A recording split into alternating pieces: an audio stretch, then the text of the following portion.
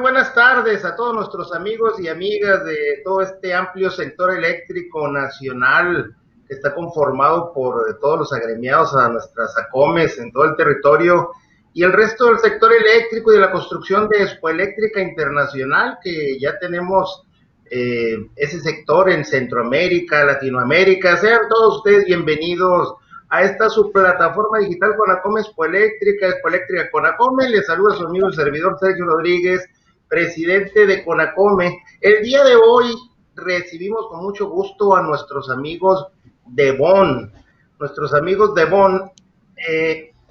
Tenemos hoy el interesante tema, la refrigeración y los objetivos de desarrollo sostenible. Será impartida por el ingeniero Gildardo Yáñez. Es ingeniero industrial electricista con maestría en administración. Tiene más de 33 años de experiencia en el servicio de refrigeración técnica de campo, en la instalación, reparación y servicio de los equipos de refrigeración y de baja temperatura. Es especialista en el diagnóstico de compresores de refrigeración, recuperación, reciclado y destrucción de refrigerantes. Es gerente de capacitación y aplicaciones en Bonn, México, fabricante de equipos de refrigeración, autor de 5 manuales de refrigeración y de los cursos en línea HV University. Ha participado en 12 proyectos exitosos en diferentes agencias internacionales para eliminar el uso de los refrigerantes CFC y HCFC en México y en 7 países de Latinoamérica.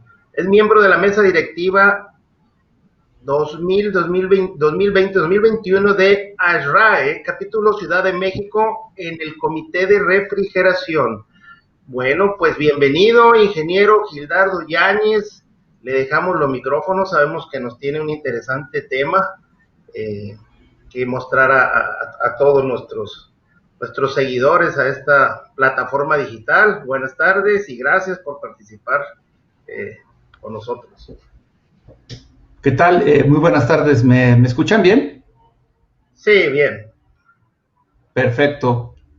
Bueno, pues vamos a platicar. Me imagino que todos ustedes saben lo que son los objetivos de desarrollo sostenible, que bueno, son los objetivos que se trazan las Naciones Unidas para poder empezar a hacer lo que le llamamos la economía circular, en la que, por ejemplo, diseñamos un producto, sabemos cuánto tiempo va a durar y también ya tenemos su proceso de destrucción cuando llegue al final de su vida útil. Si me ayudan poniendo la presentación, por favor. Claro que sí, ingeniero. Gracias.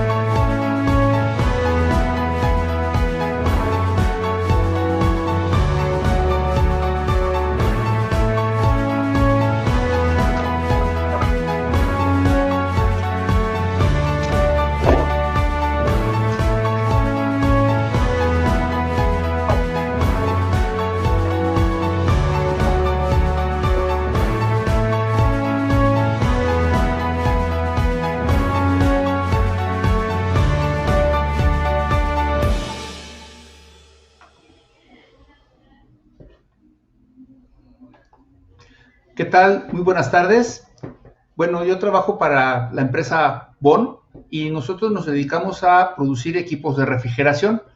El día de hoy les voy a platicar cómo está conectada la refrigeración y los objetivos del desarrollo sostenible de la... Ay, sí me estoy, perdón, se cortó. ¿Sí me están viendo? Ahí está ya, listo. Sí, todo bien. Todo bien, gracias. Les voy a platicar cómo está conectada la tecnología de la refrigeración y los objetivos del desarrollo sostenible. Básicamente esta conexión que nosotros tenemos con el entendimiento del frío empezó por ahí de 1830. Que nosotros hayamos, como civilización, hayamos entendido cómo se controla el frío, pues nos permitió levantar incluso como civilización.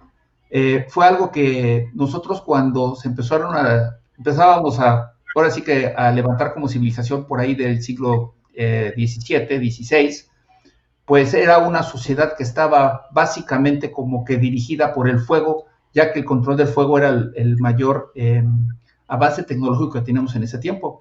Más adelante logramos empezar a trabajar sobre cómo controlar el frío y de ahí pues empezamos a darnos cuenta que si manteníamos nuestros productos fríos o refrigerados o a baja temperatura, ya nos echaban a perder y eso nos ha permitido levantar como civilización. La siguiente, por favor.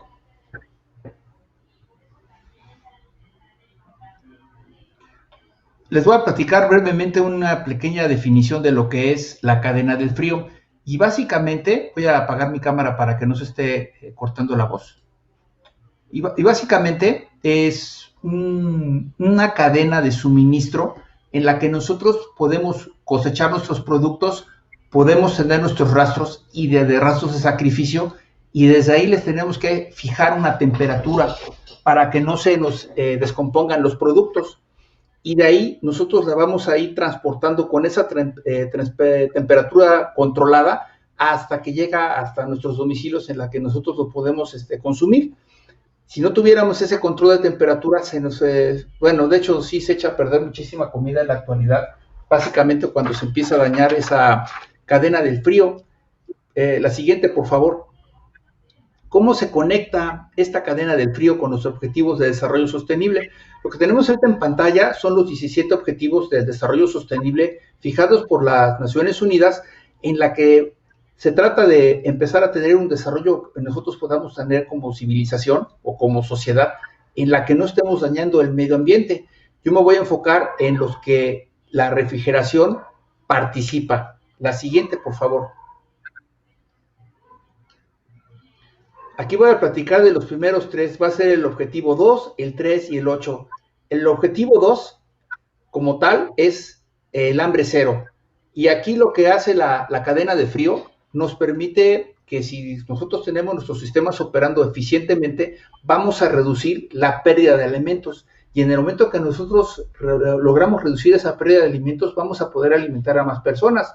El objetivo 3, salud y bienestar. ¿Dónde participa el control de la temperatura aquí? Pues en la conservación y el transporte adecuados de medicamentos, que básicamente es para salvar más vidas.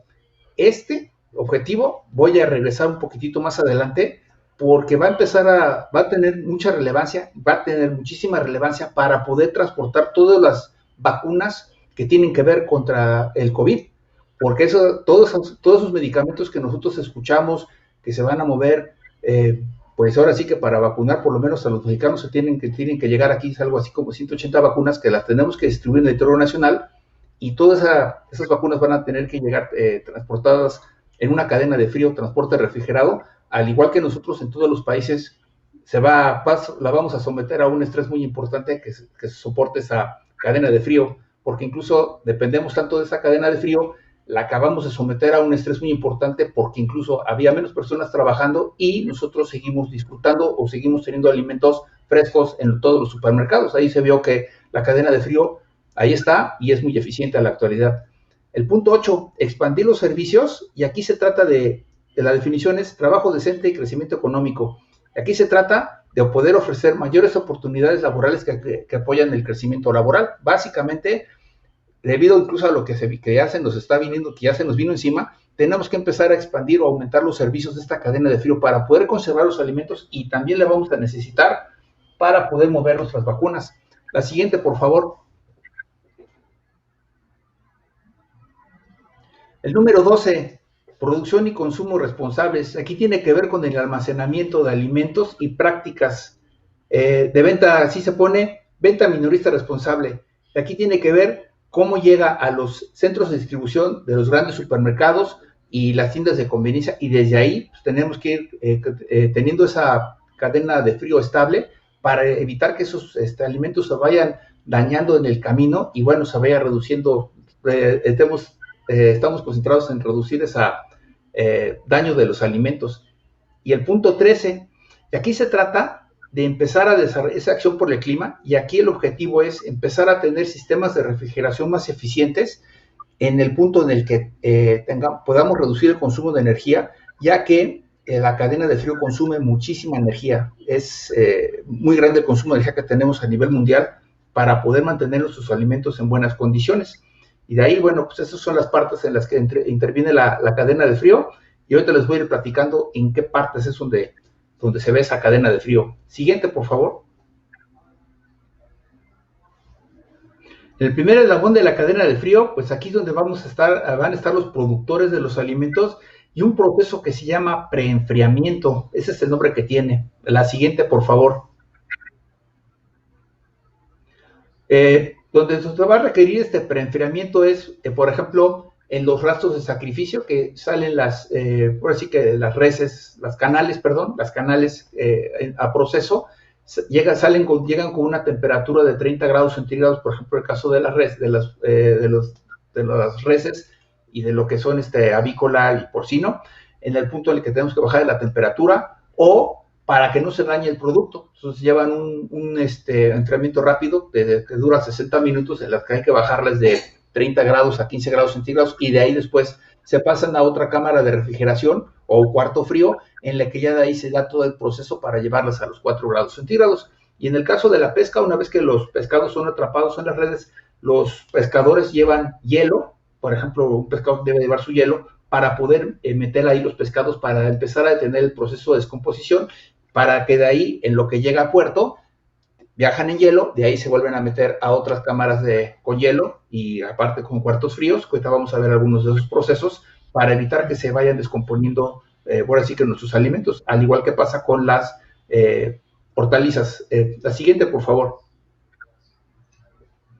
Aquí el preenfriamiento, ¿qué es lo que va a hacer? ¿Qué es el primer choque térmico que le damos a los productos? Pues nos va a reducir la tasa de respiración para que no vaya perdiendo peso. Por ejemplo, en el caso de esto de que no pierda peso, hay cultivos muy sensibles como el de los espárragos o el de los berries, o que serían las moras, que por cada 60 minutos que se cosecha, por ejemplo, el rábano o las berries, no lo metemos al proceso de enfriamiento, vamos reduciendo la vida de anaquel de ese producto. Entonces tiene que ser muy rápido para que cuando llegue ese espárrago o lleguen esas berries hasta el centro comercial, hasta el supermercado, perdón, no se descomponga rápidamente, sino se mantenga esa temperatura y tenga más vida en el anaquel, y así podamos nosotros llegar a consumirlo y que lo llevemos a nuestros domicilios y lo volvamos a meter en un refrigerador. Vamos a detener la velocidad a la que se va descomponiendo, vamos a detener esa propagación de bacterias, que no se nos vaya a estar contaminando, y sobre todo lo de la humedad, porque es lo que estoy platicando, se empieza a deshidratar el producto y por eso se le tiene que dar el primer choque térmico, que nosotros le llamamos preenfriamiento. La siguiente, por favor. Aquí donde la forma de cómo poder controlar la temperatura hay de diferentes formas. Hay un preenfriado así de hortalizas, y se hace con agua fría. El agua fría se produce con unos equipos que comúnmente se llaman chiller, o también se llaman como enfriadores de líquido. Entonces se llevan esos equipos que están básicamente a pie de campo, se operan dependiendo de las condiciones de cómo esté ese campo donde estén trabajando, pero incluso se tienen que llevar plantas generadoras de emergencia, generadores de energía eléctrica, para poder estar operando sus equipos a pie de campo, y en ese momento podamos estar teniendo los servicios ya sea de agua helada o los sistemas de enfriamiento por aire. En este caso, las imágenes que tengo aquí al frente son cuando se les da un baño de agua fría para empezar a detener ese proceso de descomposición. La siguiente va a variar dependiendo del tipo de hortaliza con la que estamos trabajando. Esos son los sistemas que son preenfriados por aire. Ese es otro tipo de tecnología.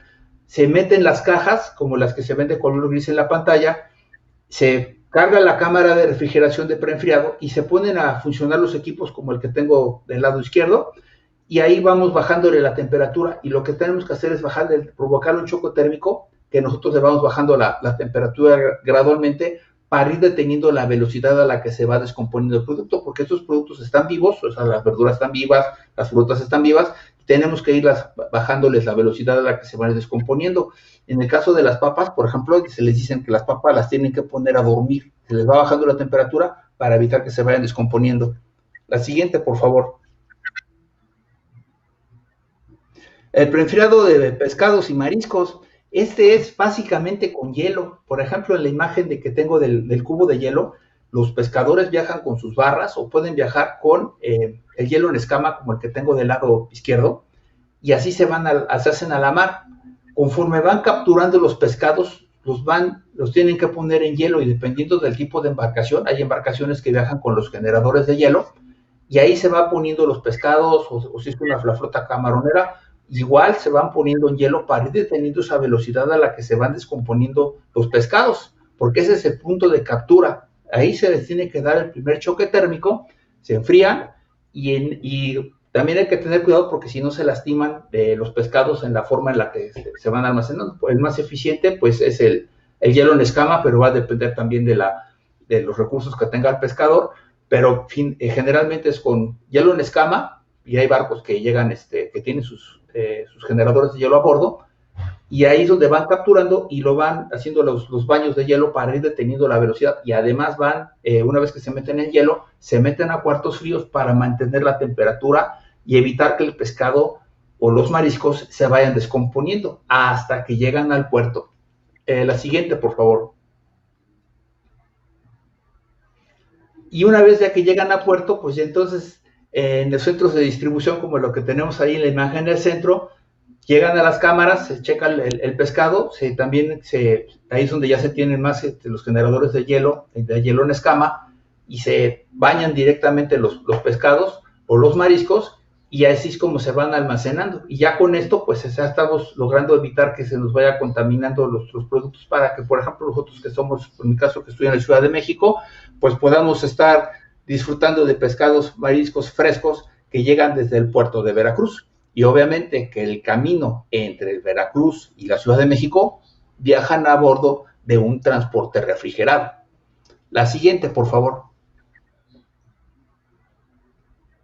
De ahí, cuando llegan aquí a la Ciudad de México, se van a meter en unos cuartos fríos como las imágenes que tengo, y ahí es otro un almacén, y ahí se van acumulando ya sea los pescados, porque obviamente no podemos estar combinando los pescados con la carne de res, porque cada producto tiene unas condiciones de almacenamiento específicas que tienen que ver con la humedad relativa a la que vamos a guardar el producto, la temperatura a la que lo debemos de conservar. De hecho, todo esto está operado bajo normas nacionales y también normas internacionales, precisamente para evitar que se vaya dañando el producto y nuestros alimentos, para que no nos hagan daño cuando nosotros los empezamos a consumir. La siguiente, por favor. Estas temperaturas de almacenaje las encuentran en este manual que es el Handbook de Refrigeración, en el capítulo 21, y ahí están las recomendaciones técnicas de cómo se evita que todos los productos se vayan deteriorando. En esta que les estoy mostrando, pues es un manual, son las normas internacionales, y ahí nos van dando la humedad relativa en la que se debe de almacenar cada producto. Es decir, no podemos combinar muchos de los alimentos. Cuando son en centros de distribución, se busca que los alimentos se puedan almacenar sobre todo a la misma temperatura y que tengan las mismas condiciones de humedad relativa a la que se deben de almacenar, para evitar que los productos sufran daños. Y estas recomendaciones se sacan precisamente del capítulo 21 de ese manual, que se actualiza cada 4 años. Estamos en 2018, ya estamos para que el siguiente año 2021 ya se vaya a actualizar la nueva versión del manual de refrigeración. La que sigue, por favor. La siguiente. Y aquí, pues, el hecho de que nosotros tengamos una cadena de frío como tal a nivel global, esta cadena de frío opera globalmente, todos los países las tenemos, pues básicamente evita que nosotros, básicamente evita, reduce el hambre porque va reduciendo el alimento que se vaya dañando. Y aquí tengo unos datos. Se estima que la población mundial llegue a algo así a 2.000 millones de personas en el año 2050. Y se estima que en la actualidad tenemos más de 800 millones de personas en estado de desnutrición. Y pues básicamente se estima que el 50% de todo el alimento del planeta debería de estar refrigerado y solamente el 50% está. El hecho de si eliminamos esa pérdida, de acuerdo a las Naciones Unidas, se podrían alimentar 950 millones de personas si nosotros lográramos reducir esas pérdidas. Esas pérdidas, pues todos los que nos dedicamos a la refrigeración o los que trabajamos a la refrigeración, nos dedicamos a que pues, los equipos de refrigeración estén funcionando al 100% y para evitar que se nos estén echando a perder los alimentos. Es algo que se hace en los centros de distribución que están refrigerados y pues es un trabajo que no se le hace mucho caso, pero básicamente el momento en que falla es cuando se empiezan a descomponer nuestros alimentos. La siguiente, por favor. El segundo eslabón de la cadena, el transporte, porque ahorita lo que vimos es qué es lo que sucede cuando nosotros cosechamos o atrapamos el pez o llegan las canales de los rastros de sacrificio.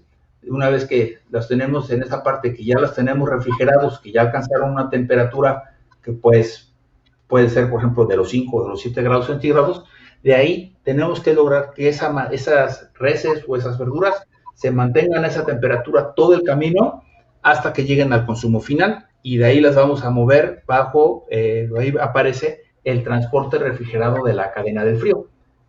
La siguiente, por favor. El transporte refrigerado, pues me imagino que todos han llegado a ver este tipo de camiones que van a llevar una temperatura controlada dentro de las cámaras y las cajas de transporte lo que traen es una temperatura de 7 grados, van a estar a 7 grados adentro y en el exterior pues pueden estar a temperaturas hasta 35, 40 grados centígrados, dependiendo de dónde esté moviendo el transporte refrigerado, y ahí es donde va viajando la comida o sobre todo las vacunas, que es donde vamos a cumplir con el objetivo 3, porque nosotros movemos también nuestros medicamentos a través de esa cadena de frío, que ahorita la tenemos en un transporte refrigerado en ruedas, pero también recuerden que los barcos van a viajar y los aviones también tienen sus sistemas de refrigeración, sus contenedores, que son cámaras de refrigeración móviles, que de ahí las vamos a ir moviendo hasta que lleguen a los centros de consumo. La siguiente, por favor. Aquí lo de la cadena del frío y la salud, esta es la referencia de la Organización Mundial de la Salud, y aquí pues, tenemos el primer dato, 50% de los medicamentos se deben de almacenar y transportarse en temperaturas controladas y conforme se va moviendo, pues aquí podemos leer que el 40% de las vacunas no se puede utilizar debido a que pues esa cadena de frío se rompe en diferentes partes del mundo dependiendo del país al que estén llegando y un 20% se van a dañar debido a esa cadena una fractura en la cadena del frío. Siguiente, por favor. Y aquí tenemos un dato. Este análisis lo hizo Anna Narway, y esa es investigadora de la Universidad de Massachusetts. Bueno, después pueden ver la referencia. Es Conversation y le pueden poner en internet. Y aquí tenemos el primer problema. La cadena actual de suministro de frío que tenemos no está lista, y esto es un estudio que se hizo a nivel global para poder mover todas las cantidades de vacunas que vamos a necesitar. De hecho, se requiere, el dato es que van a ser entre 12,000 millones y 15,000 millones de dosis que se van a necesitar en todo el mundo. De aquí, con las vacunas de COVID, hay unas vacunas que requieren doble dosis, dependiendo del fabricante de la vacuna, y hay unas vacunas que requieren de una sola. Aquí hay que mover todas esas vacunas alrededor del mundo a través de esa cadena de frío. Y de acuerdo al análisis que hizo esta científica, investigadora de la Universidad de Massachusetts, dice que pues no estamos listos en esos momentos para poder mover todas esas vacunas en transporte refrigerado. o sea que es algo que se va a necesitar. Va a crecer el transporte refrigerado para poder mover estas vacunas y tiene que empezar a crecer rápidamente, que sería quizás para el año entrante, y ya empecemos a tener ese acceso a las vacunas, si no es que ya para diciembre, y habrá que empezar a mover todas esas vacunas alrededor de todo el mundo. Siguiente, por favor. ¿Cómo se mueven estas vacunas? En el caso de transporte, también hay una normativa y estas las regula la Comisión Económica de las Naciones Unidas para Europa. Esta es otra página de internet, se pueden consultar y al igual que existe la normativa del capítulo 21 de ASHRAE, esta es de las Naciones Unidas y aquí vienen las características y las recomendaciones que debe de tener el transporte refrigerado. Aquí incluye lo que serían medicamentos y alimentos perecederos. Aquí es donde está esa normativa, porque también el transporte refrigerado debe de cumplir ciertas condiciones en el interior de la cámara para que podamos mover perecederos o nuestras vacunas, porque no todos los productos, como mencioné, se deben de transportar a la misma temperatura. Ahí es donde radica el éxito de la cadena del frío. Podemos mover productos a 18 centígrados bajo cero, por ejemplo, de la Ciudad de México a Querétaro, y si esa temperatura se mantiene constante, el producto va a llegar en perfectas condiciones a su destino. Siguiente, por favor.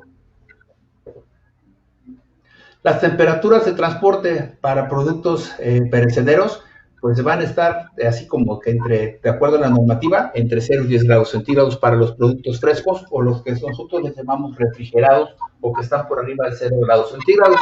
De ahí tenemos los congelados, que esos van a estar entre los 0 y los 18 grados centígrados bajo cero, y los sobrecongelados, que ya son con productos especiales que los vamos a transportar por debajo de los 18 grados centígrados.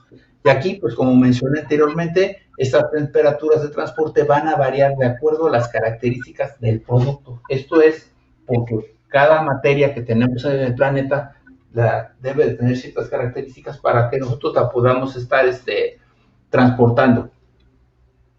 Siguiente, por favor. Tercer eslabón, y aquí viene el almacenamiento. Una vez que nosotros transportamos nuestros productos a través del transporte refrigerado, y vamos a llamarle que a lo mejor llegó desde el continente asiático, la movimos en barco, llegó a un puerto, de ahí lo pusimos en un camión de transporte y lo movimos por tierra hasta la Ciudad de México, por ejemplo. Y de ahí, pues, ese producto va a llegar a un centro de distribución donde va a tener tus cámaras de refrigeración para poder mantener esa temperatura y que el producto sea en óptimas condiciones. Siguiente, por favor.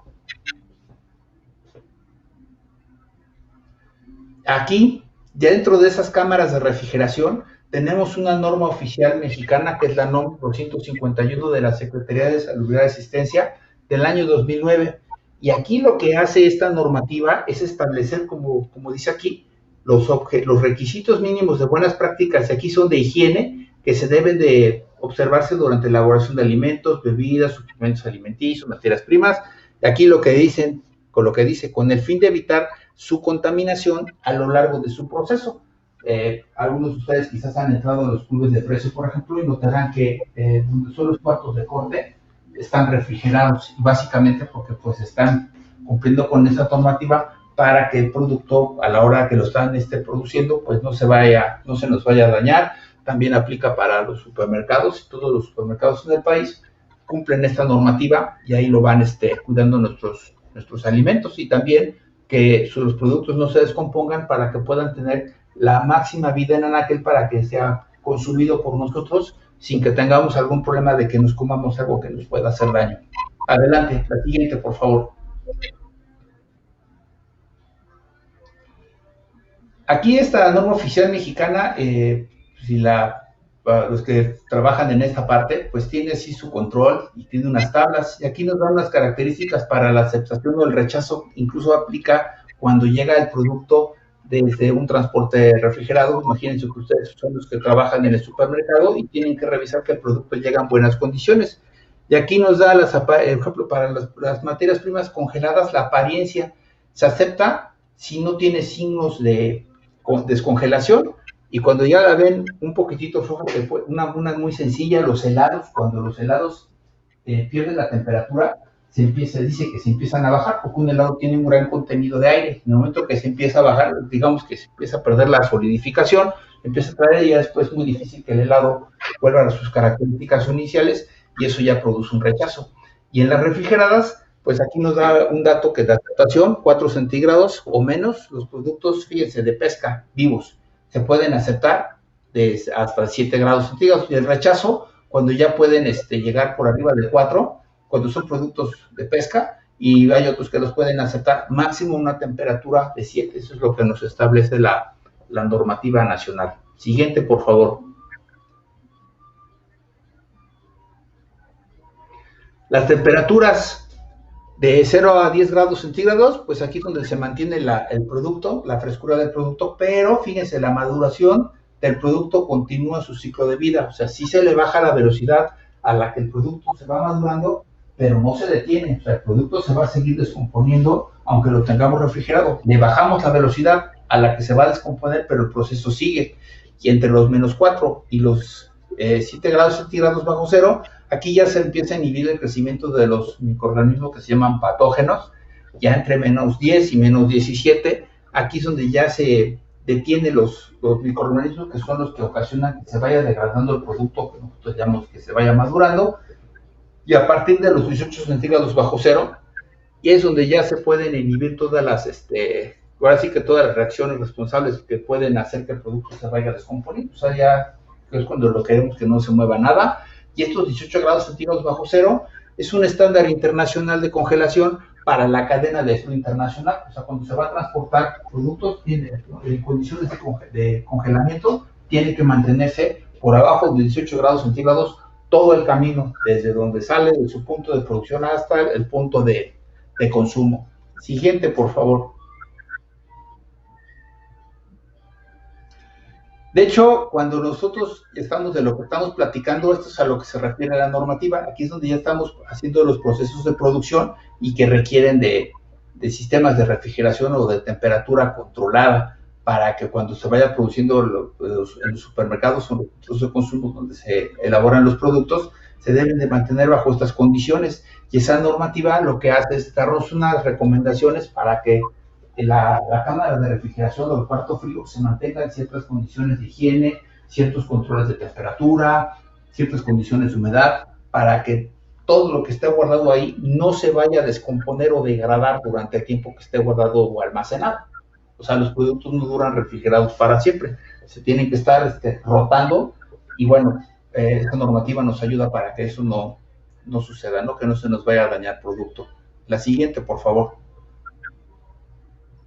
El cuarto eslabón de la cadena, la distribución, y aquí es donde ya llegamos a los centros de distribución, de donde los vamos a estar moviendo hacia los centros de consumo. Siguiente, por favor.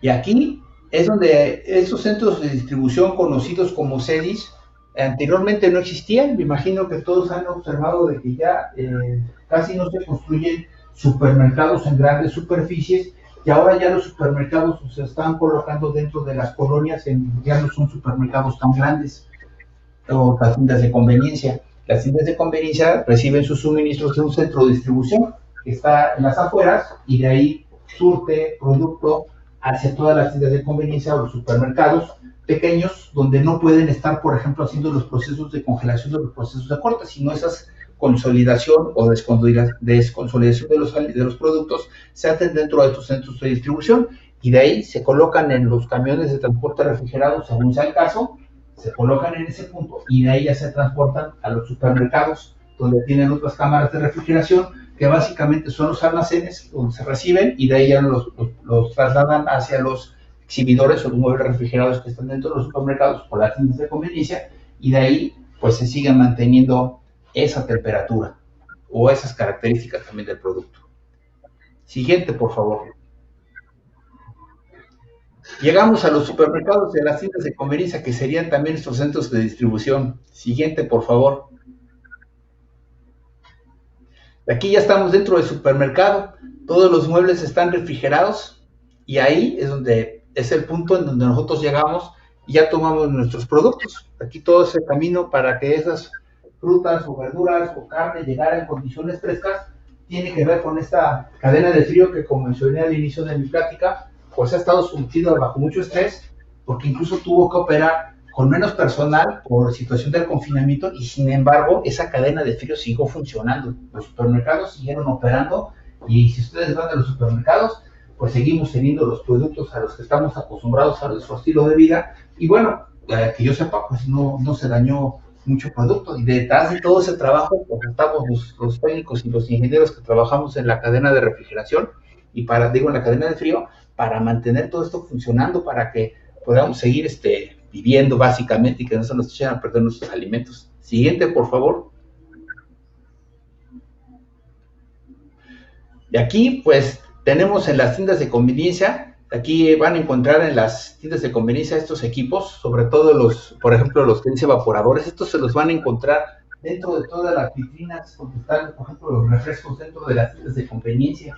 Esos evaporadores lo que están haciendo es mantener las cámaras de refrigeración, y aunque ustedes lo que vean es que sale aire frío, lo que ustedes ven en esas cámaras es que estamos extrayendo el calor de esos cuartos fríos. Ese evaporador lo que hace es sacar el calor de la cámara, y con el transportándolo en un gas que nosotros ocupamos, que se llaman refrigerantes, y en ese equipo que está en la parte de abajo, la unidad condensadora, de ahí nosotros vamos rechazando el calor y mantenemos todas las vitrinas y todos los muebles refrigerados dentro de las tiendas de conveniencia, y ahí está donde nosotros estamos manteniendo, operando nuestra cadena de frío. Siguiente, por favor. También nos van a encontrar a los que nos dedicamos a la cadena de frío dentro de los restaurantes. Todos estos muebles refrigerados, todo esto opera con sistemas de refrigeración, incluso dentro de los centros comerciales. También los podemos encontrar en tiendas departamentales que tienen sus zonas de comida fina, que tienen ahí de carnes frías. Todos estos equipos también van refrigerados, y pues evitan, bueno, y hacen que podamos disfrutarlos a diferentes lugares de diferentes partes del mundo, y con eso pues logramos mantener, podemos probar alimentos luego incluso de otros países. Siguiente, por favor. También la cadena de frío mundial lleva sus sistemas de monitoreo. Se está checando constantemente la temperatura. Ya están con unos graficadores que se colocan dentro de, por ejemplo, imagínense que vamos a mover un medicamento desde Asia, se le pone un graficador, y de ahí se va monitoreando todo el camino, todo el GPS, hasta que llega a su destino, para saber si no se modificó la temperatura, y estar con la certeza que ese medicamento no se dañó en el camino, que la cadena de frío nada más se fracturó durante todo el camino, todo el transporte, que es algo que va a escalar para poder mover todas las vacunas para el COVID, contra el COVID, perdón. La siguiente, por favor. El quinto eslabón, pues somos nosotros, el usuario final, que somos los beneficiarios de esa cadena de frío, desde que fue la manufactura, lo transportamos, lo almacenamos, viene la distribución, y después nosotros que somos el consumidor final. Siguiente, por favor. El objetivo 8 de los objetivos sostenibles, trabajo decente y crecimiento económico.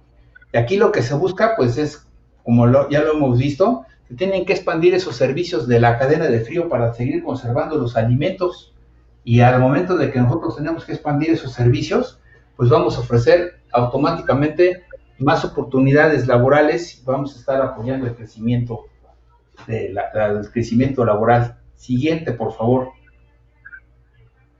De aquí, pues, se estima que somos 3 billones, que trabajan 3 billones de sistemas de refrigeración. No alcanzo a ver cuántas personas trabajamos en el mundo.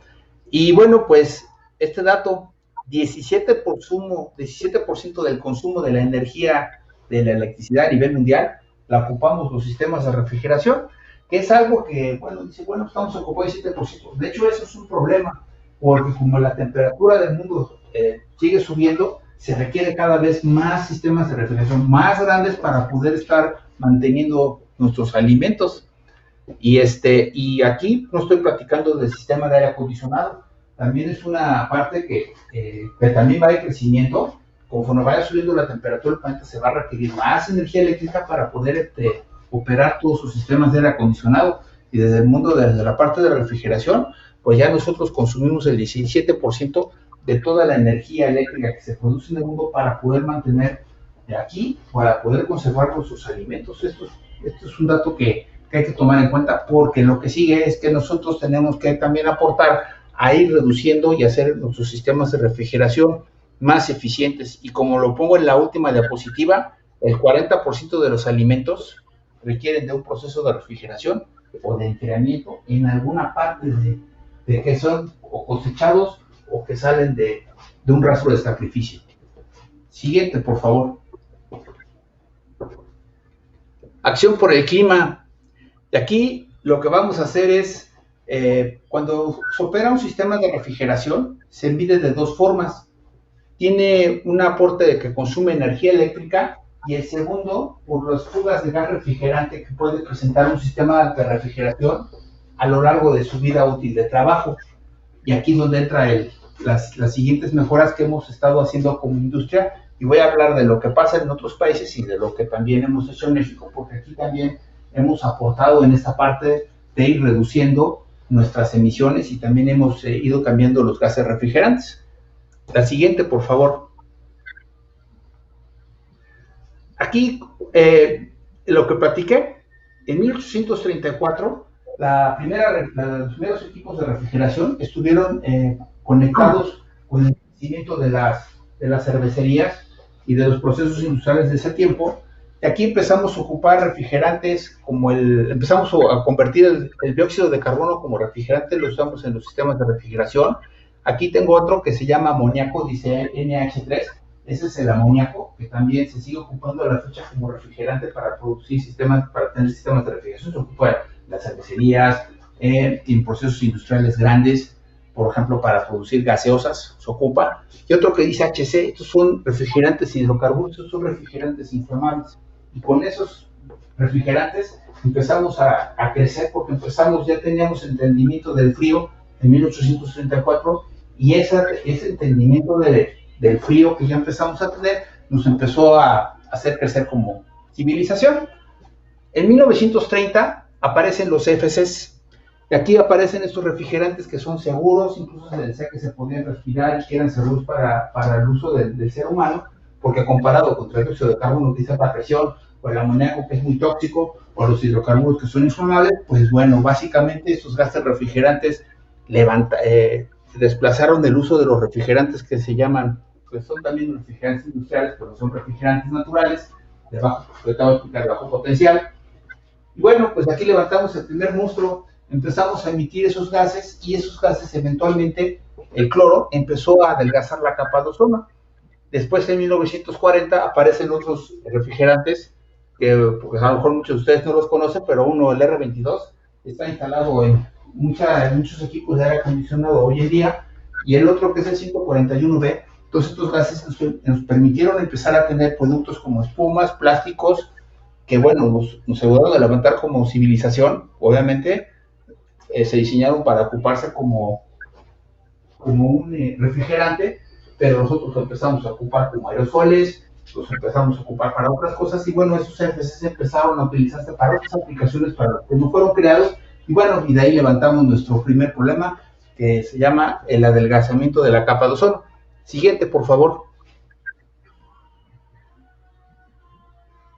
Aquí los que se dieron cuenta de esta situación, recientemente falleció el doctor Mario Molina y el doctor Frank Sherwood Rowland, que son los primeros en señalar en 1964 que se iba a adelgazar la capa de ozono por la emisión de esos gases o esos refrigerantes CFC, porque como eran muy buenos, o de hecho sí, muy estables, pues tienen una vida atmosférica muy larga. Aquí les pongo una nota que entre el 75 y 120 años, hasta 120 años, y eso permitió que estos gases o moléculas CFC alcancen alturas muy elevadas y empezaron a adelgazar, se pronosticó que se iba a adelgazar la capa de ozono, y pues eventualmente se demostró. Siguiente, por favor.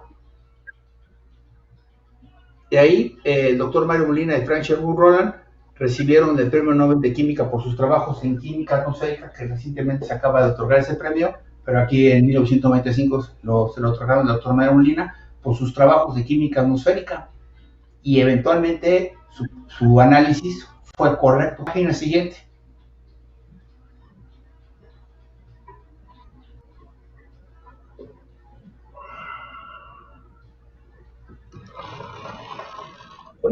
¿Le pueden dar clic a la imagen para ver si camina la película que tengo ahí?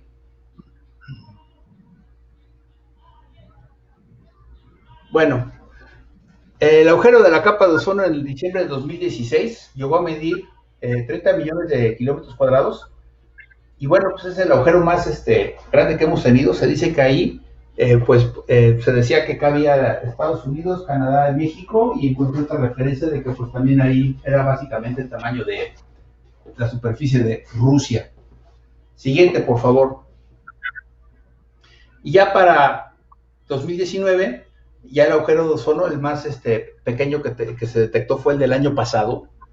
Y ya en vez de que se quedara abierto todo el año, bueno, básicamente de los 6 meses se abría ya por el mes de septiembre, que es la época cuando se abre más, pues ya básicamente cierra en el mes de diciembre. Ya no tuvimos agujero o un debilitamiento de la capa de ozono por ahí de mediados de noviembre. Ya para diciembre ya estaba totalmente cerrado. O sea que este control nos lo dio el protocolo de Montreal. Siguiente, por favor. Y aquí, pues nosotros en 1940 aparece el doctor Mario Molina, lanza su teoría, y bueno, pues empieza el protocolo de Montreal en 1987, se firma, y ahí empieza a reducirse, todos los países llegan a un acuerdo, y de ahí empiezan a reducirse el uso de esos refrigerantes FCs, que como resultado se empieza a reducir el agujero de la capa de ozono.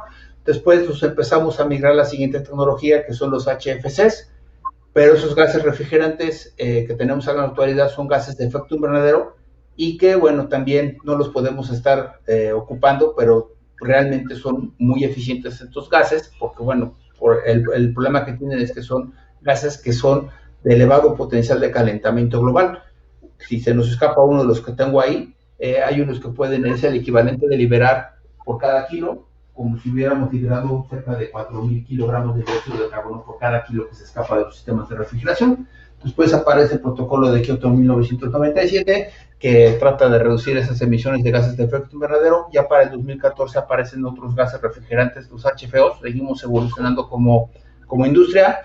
Entra la enmienda de Kigali, nuevamente el protocolo de Montreal se actualiza, 2019, y ahí empezamos un proceso de reducción de los HFCs de alto potencial de calentamiento global, y estamos ahorita en un proceso de empezar a volver a adoptar estos refrigerantes naturales que estábamos ocupando en 1834. Vuelve el uso del dióxido de carbono en algunas aplicaciones, los refrigerantes de hidrocarburo y el amoníaco en aplicaciones de tipo industrial. O sea, el amoníaco se ha ocupado desde 1834 y se va a seguir ocupando. Siguiente, por favor.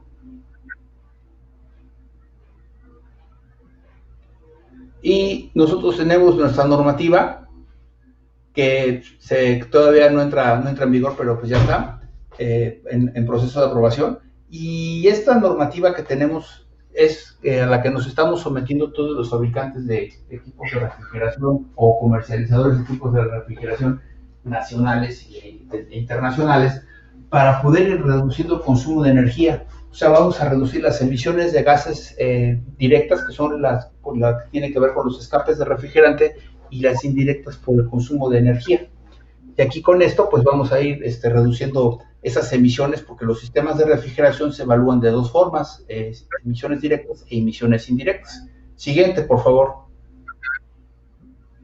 Nosotros en BON tenemos un laboratorio en el que se miden esas eficiencias energéticas, y constantemente estamos haciendo los desarrollos en la planta de Querétaro para ir haciéndolos más eficientes, lo cual nos ayuda a ir reduciendo su energía, pero también los vamos probando con los nuevos refrigerantes de menor potencial de calentamiento global, que van siendo aprobados para poderse ocupar a nivel internacional. Siguiente, por favor. Y aquí son lo de las emisiones directas y las emisiones indirectas. Tan solo en México en sistemas de 20 a 200 kilogramos se fuga del 10 al 30% anualmente.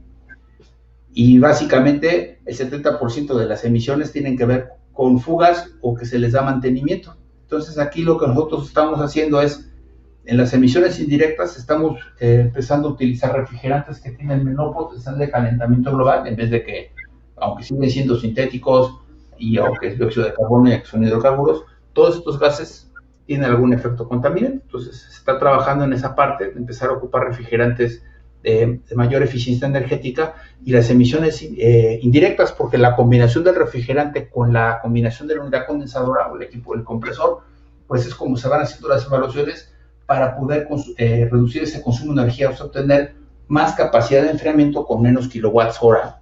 Y es así como se va haciendo.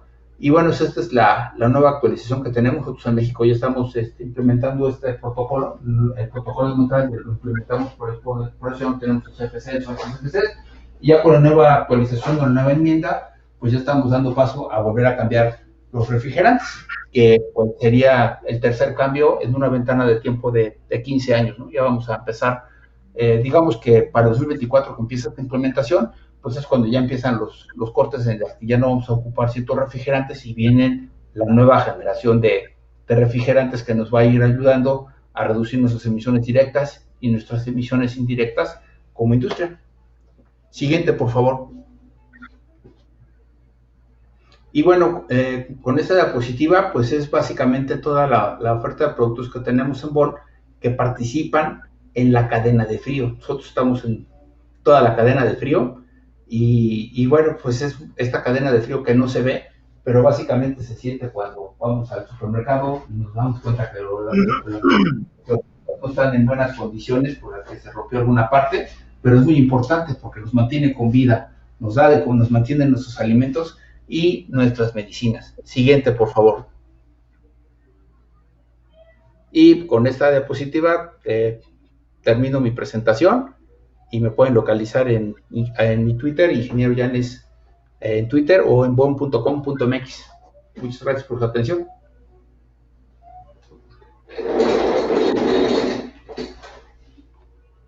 Ingeniero, por demás interesante, muy interesante todo este tema de la cadena de frío que pues muchos de nosotros no nos imaginamos por todo lo que tienen que pasar los alimentos, ¿verdad? Hasta llegar a nuestros refrigeradores. Bastante interesante, y también me parece muy interesante el tema de los refrigerantes, cómo al pasar del tiempo se han venido haciendo menos dañinos a lo que es la capa de ozono, ¿verdad? Entonces, lo veo por demás interesante, es parte de nuestras vidas, que muchas veces no entramos no nos imaginamos cómo todo el proceso que tiene que pasar todos los alimentos que vemos, y no solo los alimentos, sino los medicamentos, ¿no? Que ya estamos hablando de algo muy serio como es el sector salud. Pues yo creo que nos deja algo claro todo lo que es esto de la refrigeración, ¿no? Porque muchas veces relacionamos nada más refrigeración, el mini split o el aire acondicionado de alguna oficina o de alguna casa y el refrigerador, pero sí está, en lo personal me pareció algo bastante interesante. Por aquí se reportan Federico González, excelente tema y excelente empresa. Eduardo Vaca, como siempre, un excelente tema. José Hernández, Martín Oleague, muy buenas tardes, gracias por la presentación, muy interesante. Ingeniero, ¿algo más que nos quisieras agregar a tu presentación interesante que ya nos ofreciste? Pues que ya vieron que para que llegue ahora sí que una lechuga o que fuéramos a comer una naranja en alguna parte, lleva todo un proceso. No es nada más, pues, porque bueno, llegan calientes, se cosechan calientes y hay que enfriarlas inmediatamente para poderlas hacer llegar hasta nuestras mesas. Y pues ahorita, sobre todo las medicinas, que se va a requerir un esfuerzo muy grande para que lleguen. Así es, los datos de contacto los estamos viendo en pantalla. Para todos aquellos interesados en proyectos o me imagino que tienen red de distribuidores o atienden los proyectos en ingeniería ustedes directamente, para que nos platicaras un poco de lo que es la comercialización para quienes tengan la necesidad o el interés en comercializar sus productos. Sí, de hecho, nosotros tenemos una red de distribuidores que la pueden consultar en el sitio de internet bon.com.mx y ahí es donde están los distribuidores. También tenemos un programa de capacitación para los técnicos y los proyectistas y los ingenieros para que puedan calcular bien los equipos y puedan hacer los proyectos, sobre todo desde el punto de vista que tengan la mayor eficiencia energética y que, bueno, sepan elegir bien los refrigerantes y que también pongan el sistema eléctrico en buenas condiciones para que cumplan con la NOM 0001C de 2012, que cumplan con la norma de la Secretaría de Salubridad, con las que nos marca RAE. O sea, son una serie de criterios que se tienen que cumplir para poder tener una buena cámara de refrigeración, para que todo el esfuerzo que se hace de estar moviendo la comida, pues no se eche a perder por una mala selección de equipo. Tenemos nuestro programa de capacitación para eso. Perfecto. Entiendo que los llamados Thermokings son algo así como es una, bueno, así los conocemos, ¿no? Pero Sí. ¿es una marca en específico o cuál es el nombre que se le da a los equipos que van en las cajas que no son secas? Ese es el transporte refrigerado. Thermo King es la marca, así como pasó con los pañuelos desechables, que tiene Se su quedó. marca. Thermo King es el líder en esa parte del transporte refrigerado. Son los equipos que mantienen las cámaras frías. O sea, de hecho, un transporte refrigerado no le congela un producto. O sea, que usted diga, bueno, voy a meter estas reses y quiero que lleguen congeladas, por ejemplo, de México a Monterrey. No. Usted las pone a una temperatura y lo que hace el transporte refrigerado es mantenerla, por ejemplo, a 5 grados centígrados desde la Ciudad de México hasta Monterrey, o desde Monterrey a la Ciudad de México. Pero por ahí va a pasar quizás por una zona que hace mucho calor, ¿no? Que está a 50 grados, pero esa caja se debe de mantener a 7 grados o a 5 todo el tiempo hasta que llegue al centro de distribución. Y ahí se baja, llega a otra cámara que tiene que estar a la misma temperatura y de ahí tiene que llegar al supermercado que está a la misma temperatura y de ahí tiene que llegar al piso de venta a la misma temperatura. Ese es el objetivo para que... Entonces, esos sistemas son los que manejan también para transporte, ¿no? Lo que entendemos, ¿verdad? Sí, por supuesto, sí. Y hay otros que viajan en los barcos. Pues imagínese una caja de tráiler que lleve su equipo y usted llega con su tráiler, lo sube en un barco y lleva su sistema de refrigeración y así se va a ir todo el camino hasta que llegue aquí a México. Hasta que llegue el punto. Arriba del mar. Perfecto. Pues muy bien, ingeniero. Por ahí, el día de mañana repetimos este programa a las 10 de la mañana, hora de Ciudad de México. Y todas las preguntas que vayan a estar surgiendo de los que estuvieron conectados en vivo y los que los que se vayan a conectar el día de mañana, se las vamos a hacer llegar y seguramente ustedes estarán haciendo, dando respuestas a todas y cada una de ellas, ¿verdad? Por supuesto que sí. Pues muy bien, muy bien.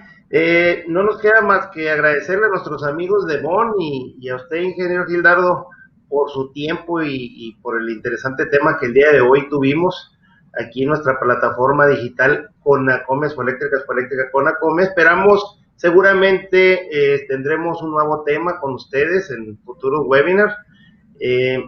Y pues por ahí, como les comentamos, las respuestas se les estarán haciendo llegar y los esperamos nuevamente el día jueves en nuestro siguiente serial. Ya saben, 5 de la tarde. El día de mañana se tiene la repetición, resumen del tema que se vio el día sábado en Mundo Sustentable. Y pues no nos queda más que agradecer y en nombre de todas las personas que trabajan en producción y del propio, les deseamos unas muy buenas tardes. Hay que seguirnos cuidando y nos vemos pronto. Saludos a todos. Gracias. Hasta luego. Buena tarde. Hasta luego, ingeniero.